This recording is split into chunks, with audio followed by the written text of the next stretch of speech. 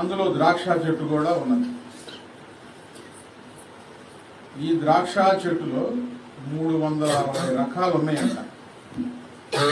ఇందాకే ఒక సహోదరి చెప్పింది, 360 రకాలు ఉన్నాయండి ద్రాక్ష చెట్లు.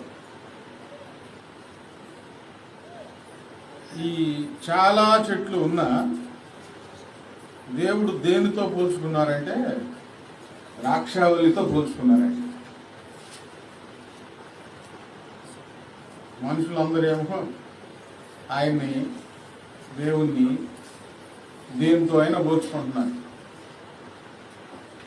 కుక్కతో, పనితో, కోదితో, ఆ చెట్టు ఈ చెట్టు. ఎవరిని తీసుకొని వచ్చి మీరు నాకు సాటి చేయుదురు అని యెషయా గ్రంథంలో పలికిన దేవుడు